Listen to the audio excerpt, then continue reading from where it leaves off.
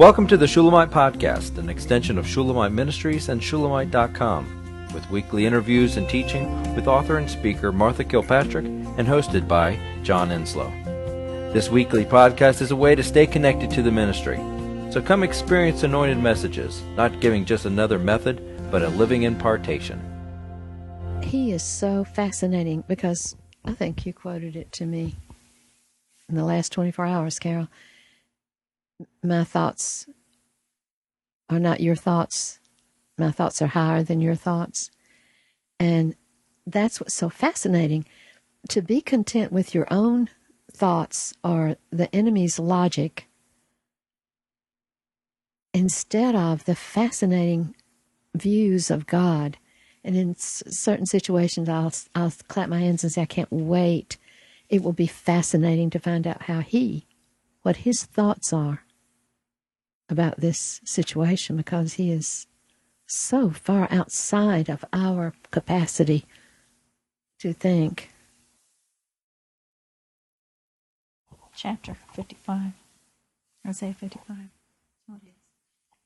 For my thoughts are not your thoughts. Oh, is it? Is it that? Ways, my ways, says the Lord. For as the heavens are higher than the earth, so are my ways higher than your ways, and my thoughts than your thoughts. But even as you were speaking in the message, and as I read that Isaiah 55 again, and seeing where he said, listen carefully to me, and eat what is good, and let your soul delight in abundance, and incline your ear, and come to me, hear, and your soul shall live. When you go to verse 11, it just struck me in a new, fresh, like lightning. It was, you know how lightning will flash, and there's you see it. There was a new flash of light that came through on verse 11, because it says, so shall my word be that goes forth from my mouth. It shall not return to me void, but it shall accomplish what I please, and it shall prosper in the thing for which I sent it. But if I don't hear it, that word that goes forth from his mouth, I will not see and experience and know the power and the accomplishment of his word. And those things that he has said to me very clearly, in the way of promise, that he has led me to in his word, to speak that word to me.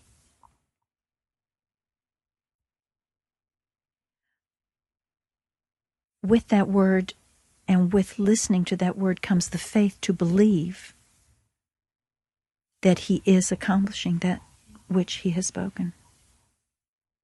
I had this amazing insight not long ago about warfare. Okay, we know the offensive. Ooh, there goes a big truck. We've got the windows, the doors open on this beautiful fall day. It's just gorgeous. Okay, it says, above all, about warfare, lift up the protective shield of faith with which you can extinguish all the flaming arrows of the evil one, and the sword of the Spirit, which is the Word of God. We have begun consistently proclaiming and declaring what he has spoken in the Scriptures. And that is the only offensive weapon, Carol. That proclamation is a weapon against the enemy. And I never saw it quite that way before. Did you already know that? No, please. Oh, it's so exciting. Just to speak the word that he gives you about a situation. It's a arrow that kills the devil. It's a sword that brings life to life and death to the enemy. It's the only offensive weapon is his voice in the word. That gives the motivation and the zeal to proclaim right there.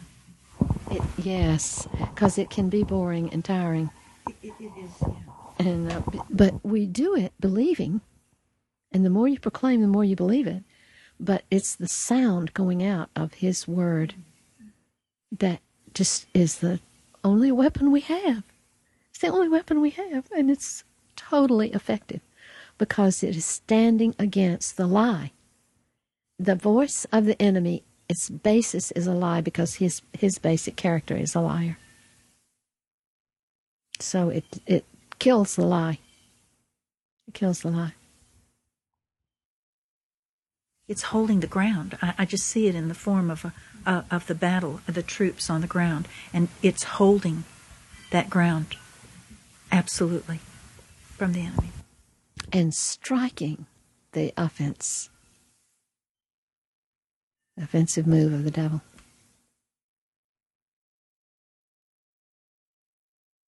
Brother John is stroking his beard like a sage. So I'm asking Brother John, what are you seeing?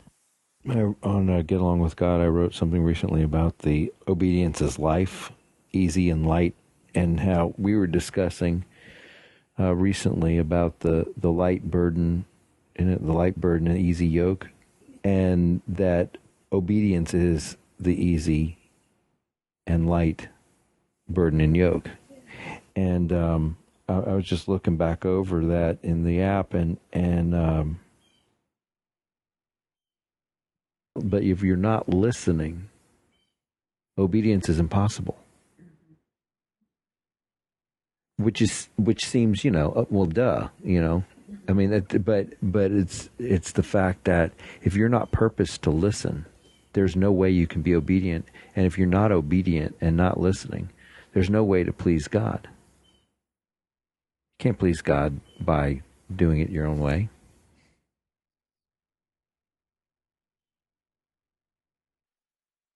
John, it is not a duh, because otherwise it is presumption. If we're just going about and thinking that we know what his will is and performing what we think we know, then that is presumption. And I don't know if this is so, but Martha said there's only two voices, and that kind of put things in a fearful reality. Absolutely. Frightening reality. Sure. Because if that's so, and it is, then if it is not God's voice and it's presumption, then it's another's voice. And it's Satan's voice. Satan's voice. Even if it sounds really, really good. Quote, good, unquote. I wrote in the blog, all Jesus requires of us is obedience, not work, not service. I would love to go into that. I would really love to go into that because I really wanted to kind of spin off of the listening and go into the obedience and go into all the revelation that we had, because it was huge. Well, we went through something about 3 weeks ago, and it seems like the Lord is the waters are so flowing that's a long time ago. I hope I can recapture it, but it was a significant turning point in my life. So before I tell about it, you have to remember that I'm a dumb sheep, okay? Then as a dumb sheep, I saw, and I was taken to the Lord. Well, there are two kinds of people, the irresponsible and the responsible. Both have to be corrected.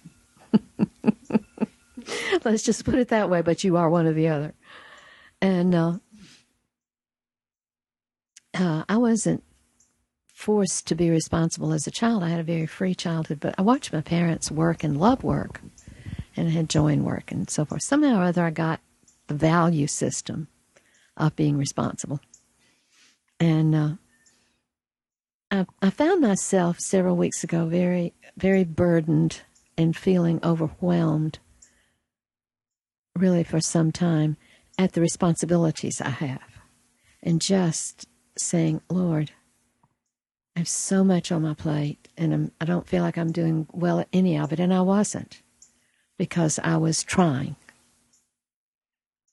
I was trying to manage it all and see to it all, and I was failing miserably.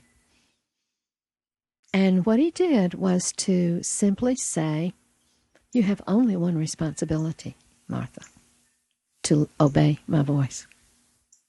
The rest of it is not your problem. All the other things that vying for your fixing and needing you and that you feel obligated to do something about, I was raised on Southern manners, and I'm still not dead to it. I tend to think in terms of decency and obligation. And he's saying, no, the only thing you have to do is my will. And the rest of it is not yours to be concerned about.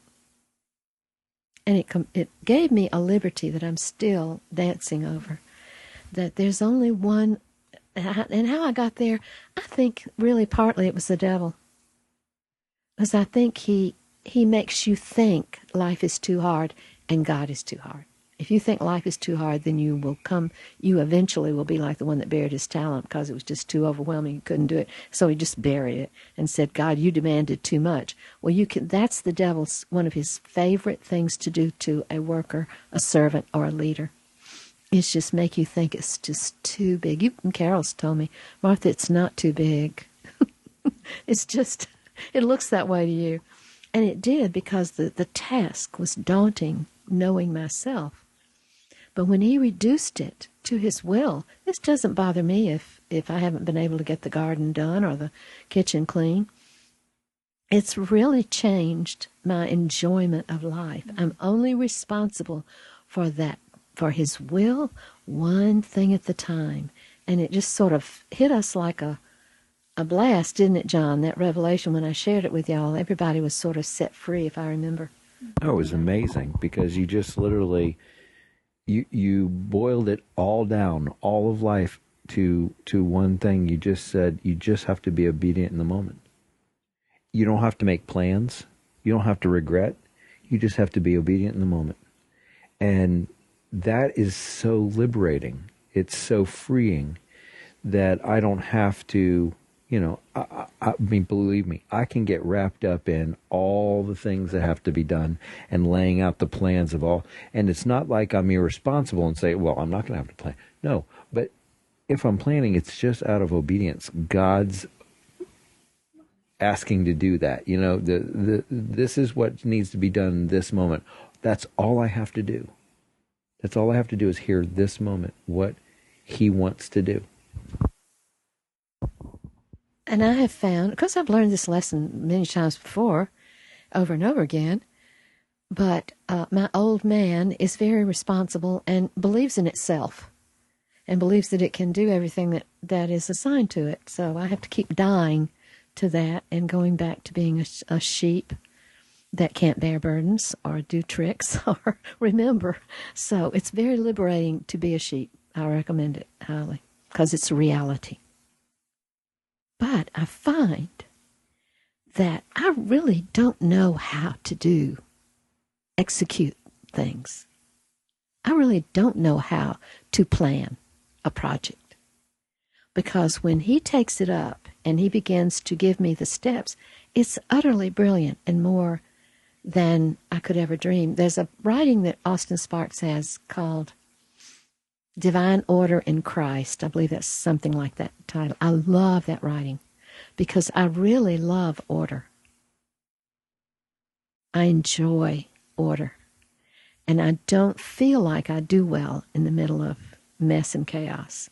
But he's showing me, you certainly can, if you're not focused on it and worrying about it and fretting about it, you certainly can enjoy one deed at the time. But then I see he develops his divine order. So I pray and pray, give me your divine order. Let it come down in you. Christ must have been so brilliant in the Father. And so he must have just done the most amazing things. Well, they say there's no amount of books that could tell it all. But I know he must have been brilliant in living practical life. He had a practical life. He was a carpenter. Hello. He lived in a village where people worked together and had to work together to produce enough food for the village. And so he was very familiar with practical work, and he loves practical work now. When I let him be himself in me, he loves the chance to work as a human in me. I don't know if you've experienced that or not, but I know you have, Carol, and I know you have, John. But I don't think it's a typical Christian experience. that to know that Jesus is doing the work within you, and you're getting educated and amazed all the time He's doing it. We hope you've enjoyed the Shulamite podcast. For all the latest from Shulamite Ministries, please visit us at shulamite.com, where you'll find Martha's daily devotions, posts from getalongwithgod.com, and the online library of all of Martha's writings. At shulamite.com, downloading the free Shulamite app is easy, and livingchristianbooks.com is only a click away. Thank you for joining us on this journey to discover a God worth knowing.